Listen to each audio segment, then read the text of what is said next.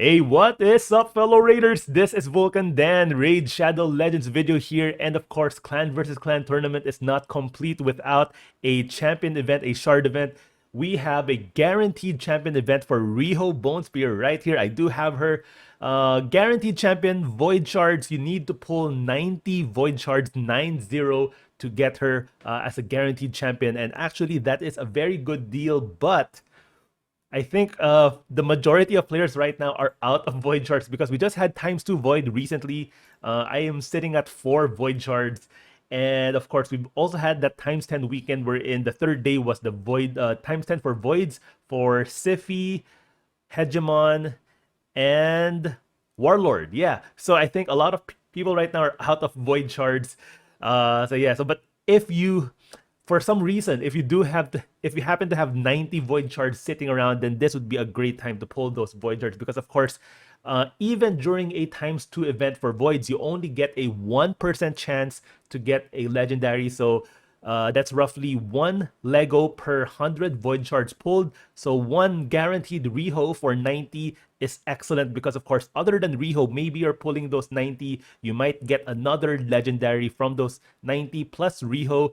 So it's a very good deal, but of course, the problem is people don't have 90 void shards. It's very difficult. As a free-to-play player, it takes me around 6 weeks. So that's every time we get a times 2 event to get 50 void shards. So to get 90, that'll take us around 12 weeks or maybe 11 weeks. So 11 to 12 weeks to get that 90 void shards as a free-to-play player. Of course, if you're spending money on this game, you'll get those a lot faster. But yeah, if you do have 90, this will be a great chance, a great time to do it because RIHO, as you can see here, I built her in Perception and Relentless.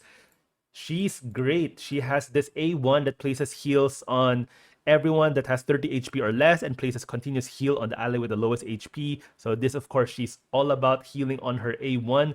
Her A3 also has a whole team heal, plus removes all debuffs from all allies and places block debuff on them for 2 turns on a 3-turn cooldown.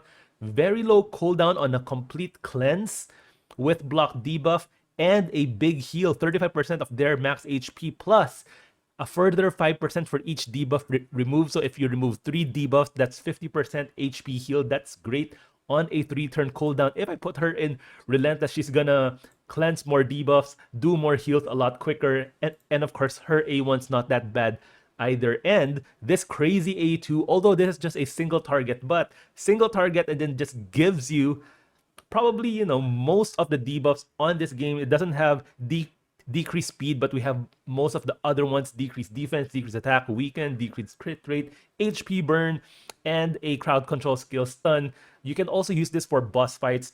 For a lot of boss fights in this game, you need decreased attack, weaken, decreased defense. Of course, decreased crit rate. The bosses in this game have a base 15% chance, and of course the crit rate, the decreased crit rate will make sure that they don't crit you. So yeah, so this is an excellent A2 again on a very low cooldown, 3-turn cooldown. So this is just a great champion to have. Of course, as a Void legendary, she is supposed to be really good, more than the other non-Void legendaries in this game. And also a very unique passive: whenever she receives any debuffs at all, instantly transfer them from this champion to the attacker. So imagine in Arena when you're facing a Hegemon or a Kymar that sleep or block active skill, she will remove that and then transfer it to the attacker. And if you built her, if you're using her in Arena, she will most likely be your debuff cleanser, so she has to be the fastest one on your team. After she transfers the debuff from herself to the attacker, and then when she gets her turn, she will cleanse all of the debuffs from your allies, heals them up again, and then places block debuff, and then all of your allies can do their thing. And then, of course, she has this nice A2 right here so that she can do this immediately after all of your other teammates do their thing. Or if you have her on Relentless, she might go from her A3 and then immediately stun one of the key champions on the enemy team. So yeah, Really great champion to have, both for PvP and PvE content. If you do pull her early game, she's amazing. Put her in every single one of your teams, from Dragon, Ice Golem, Spider. She will do great work with heals, debuff removal, so many debuffs on her A2 as well, and then more heals on her A1. Yeah, she is really really good. I put her, I think she's one of the best champions to use relentless gear on. You don't really have to build her with a lot of attacks. I didn't really build her with crit. You do need accuracy for the A2 to land. You can build her with some resistance because the passive, while technically makes her immune, it is on a, I think it's on a 3-turn. Yeah, on a 3-turn cooldown. So you can build her with some resist if you want to, especially for arena, but just build her very tanky with a lot of HP, a lot of defense. You don't really need much attack on her. I don't really haven't built her that much for arena, but I could. So yeah, so just this speed is definitely not good enough for arena, because of course as a free-to-play player, very difficult to get the gear with really high speeds. But if you do have the gear, then she's going to be amazing in so many different areas of the game. So yeah, 90 void shards guaranteed RIHO.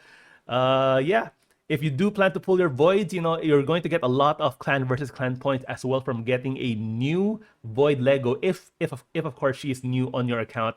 But yes, like what I said, I don't think many people have void shards unless they sell a pack with 90 void shards, and you know. But yeah, good luck on your shard pulls if you're planning to do it. Thank you guys so much for watching. Don't forget to subscribe, and I'll see you guys on my next video.